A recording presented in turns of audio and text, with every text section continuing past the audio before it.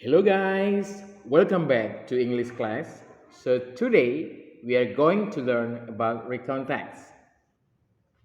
Here we go.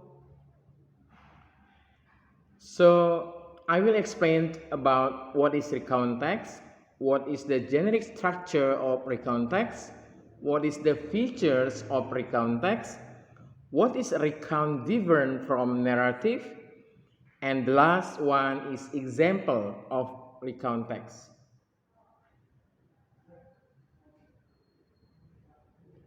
Okay, you can see in this slide there are so many tags. There are recount tags, explanation tags, description tags, response tags, narrative tags, exposition tags, information report tags, discussion tags, poetry tags, procedure tags. But in this case, we will study or we will learn about recount text. Okay, what is recount text? Do you know? What is recount text, guys? Apa sih teks recount itu? Okay, recount text is a text that telling the reader about past story, action, or activity. It's also used to describe about someone autobiography. Jadi recount text itu adalah sebuah teks yang menceritakan kepada pembaca tentang cerita atau kegiatan di waktu lampau. Recount text ini juga mendeskripsikan tentang autobiografi seseorang. The goal is to entertaining or informing the reader. Jadi tujuannya adalah untuk menghibur atau bahkan memberikan informasi kepada pembaca. Okay, now, what is the generic structure of recount text? Generic structure of recount text, struktur teks dari sebuah teks recount adalah number one atau nomor satu, orientation, orientasi, tells who was involved, what happened, where the events took place, and when it happened. With orientation, background, information answering who, when, where, why. Nah, jadi bagian pertama dari sebuah teks recount ini adalah orientasi, orientation, yang menceritakan siapa sih yang terlibat dalam kegiatan tersebut, apa yang terjadi, di mana tempat kejadiannya, dan kapan terjadinya. Dengan orientasi ini, latar belakang informasi yang terjawab adalah siapa, kapan, di mana, dan mengapa. Yang kedua, events. Events atau peristiwa atau kejadian. Tell what happened and in what sequence. Menceritakan tentang apa yang terjadi dan urutan kejadiannya. Events are identified and described in chronological order. Nah, jadi sebuah event itu bisa diidentifikasikan atau dideskripsikan dengan urutan peristiwa. Nah, bagian ketiga, reorientation consists of optional closure of events or ending. Concluding comments express a personal opinion regarding the events described. Yang bagian ketiga adalah reorientation atau reorientasi. Terdiri dari pilihan penutup atau akhir cerita. Nah, akhir cerita ini berarti kita menyimpulkan atau terdiri dari simpulan-simpulan yang mengungkapkan perasaan atau pendapat dari si penulis tentang kegiatan atau peristiwa yang terjadi tersebut. Oke, selanjutnya ini ada bagan atau form tentang orientation. Tadi kita di awal sudah jelaskan tentang who, what, when, where. Kemudian nomor 2 ada event. Eventnya kalau memang boleh Tidak hanya satu, ada beberapa event, kegiatan atau kejadian, silakan dituliskan event 1, event 2 dan sebagainya. Yang berikut adalah reorientation, conclude, retelling. Kesimpulan, apa sih kesimpulan dari peristiwa atau kegiatan yang terjadi tersebut? Okay, now look at the example. Perhatikan contoh dari recount text. This is about diving in Bunaken Island.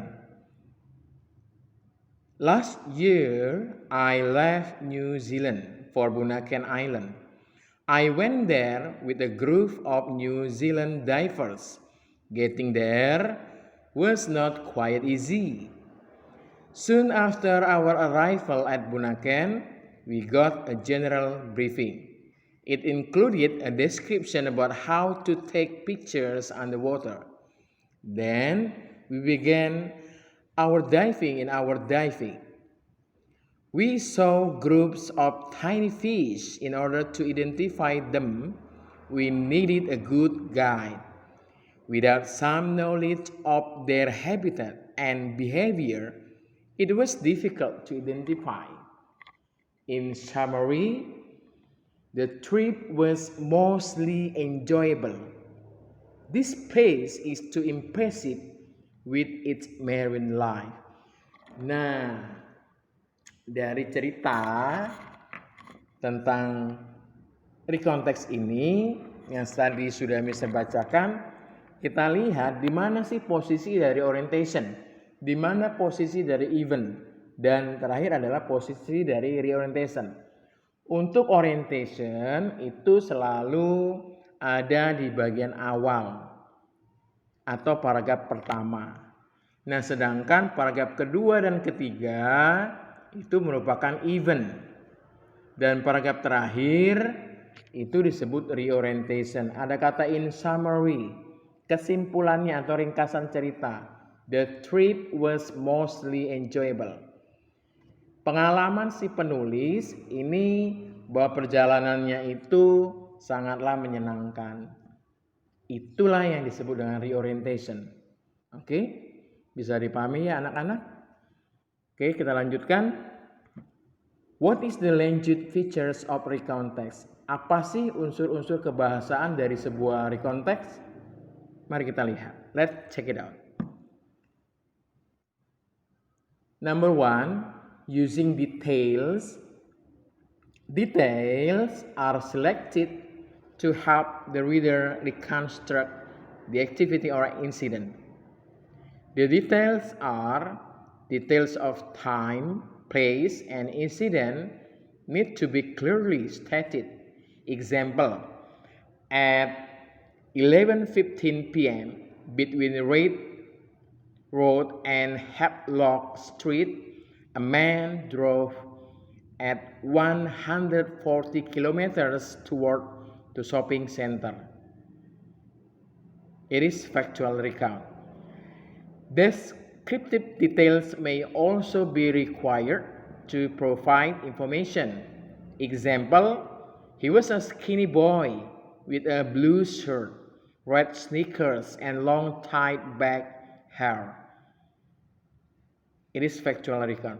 Nah, dari sini ciri-ciri kebahasaan dari sebuah teks recount itu yang pertama kita menggunakan kata detail, rinci. Apa sih yang termasuk rinci di sini? Bisa waktunya, tempat kejadiannya, apa sih peristiwa yang terjadi itu harus kita sampaikan dengan jelas. Contohnya pada jam 11.15 antara Jalan Reid dan Havelock ada seorang yang mengendarai dengan kecepatan penuh 140 km menuju tempat pusat perbelanjaan. Nah, seperti itu. Jadi harus jelas kapan waktunya, tempatnya di mana, dan kejadiannya apa. Kemudian bisa juga dilengkapi dengan descriptive details atau penjelasan, deskripsi yang lebih lanjut. Contohnya, dia pakai baju apa, orangnya seperti apa. Ya, kalau di cerita ini dia orangnya langsing, kurus misalkan. Bajunya kemeja warna biru, sepatunya merah, dan memakai dasi panjang berwarna apa misalkan, seperti itu. Dan seterusnya. Rambutnya gimana, panjang atau pendek, bisa kita jelaskan. Oke, kita lanjutkan nomor 2. Using language features. Written in the past tense. Frequent use is made of words with linked events in time, such as next, later, when, then, after, before, first, etc. Recounts describe events, so plenty of use is made of verbs, action words, and of adverbs, which describe or add more detail to verbs. Yang terakhir adalah use of personal pronouns. Nah, jadi dari ciri-ciri kebahasaan sebuah teks recount itu, yang pertama jelas kalimatnya tertulis menggunakan kalimat past tense. Yang kedua, sering menggunakan kata-kata seperti berikutnya, lalu, ketika, kemudian, setelah itu, sebelumnya, pertama-tama, dan sebagainya. Kemudian recount text ini mendeskripsikan sebuah kejadian atau event. Dan di sini tentu saja menggunakan action verb, kata kerja. Nah, kata kerjanya ini bisa menggunakan juga adverb, keterangan, kata keterangan, dan juga personal pronouns. Oke, selanjutnya, apa sih perbedaan antara recount text sama narrative text? What is recount different from narrative? Let's check it out. Narrative versus recount. Narrative use conflicts among the participants, whether natural conflict, social conflict, or psychological conflict. Whereas recount text is about step-by-step of events that doesn't have conflicts. Nah, perbedaan yang pertama adalah di sebuah teks naratif itu, naratif biasanya memunculkan konflik, permasalahan dalam cerita tersebut. Bisa juga konfliknya alam, natural, alami, bisa juga sosial konflik, permasalahan sosial atau psikologis dari si tokoh dalam cerita tersebut. Sedangkan recount text itu hanya berupa langkah-langkah atau urutan-urutan peristiwa, kejadian yang diceritakan oleh si penulis, tapi tidak mempunyai konflik. Yang kedua, kalau narrative text introduce crisis and how to solve them. Di sebuah teks naratif itu memperkenalkan yang namanya crisis, puncak masalah, and how to solve them, dan bagaimana menyelesaikan masalah tersebut. Sedangkan di recount text hanya sekedar describe series of event, hanya mendeskripsikan saja urutan peristiwa yang terjadi. Yang ketiga, usually be found in storybooks, myth and legends, fable, folklore, detective stories, adventure stories, thrillers, and period dramas. Nah, di sebuah teks naratif biasanya kita bisa temukan di dalam buku cerita, mitos, legenda, dongeng, cerita rakyat, atau cerita detektif, cerita petualangan, dan drama. Sedangkan di recount text usually can be found in police report, letter, diary entries, historical record, autobiographies. Nah, sebuah teks recount kita bisa menemukannya dalam beberapa laporan polisi atau surat atau diary, catatan diary harian, dan rekaman sejarah dan autobiografi. Kemudian narrative text to entertain the reader with the experience of the characters, instruct highly value of life. Di sebuah teks naratif berfungsi atau mempunyai tujuan untuk menghibur pembaca dengan pengalaman dari si tokoh dalam cerita tersebut yang mempunyai nilai moral yang tinggi. Nah, sedangkan recount text to tell an event or activities that the character experience in. Nah, di sebuah teks recount ini hanya sekedar menceritakan kembali cerita atau pengalaman, kejadian, kegiatan yang sudah terjadi dari si penulis atau tokoh tersebut. Narrative, it might be a fiction or non-fiction. Sebuah teks naratif itu berupa sebuah cerita fiksi atau non-fiksi. Sedangkan recount text almost non-fiction.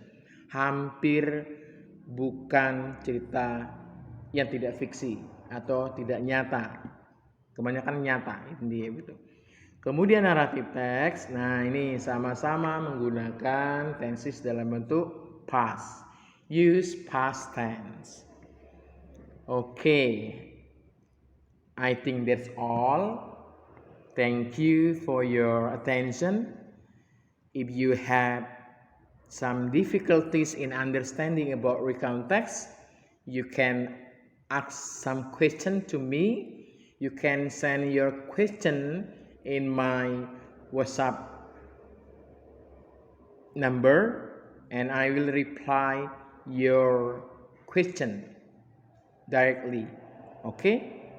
Goodbye guys. Have a nice day.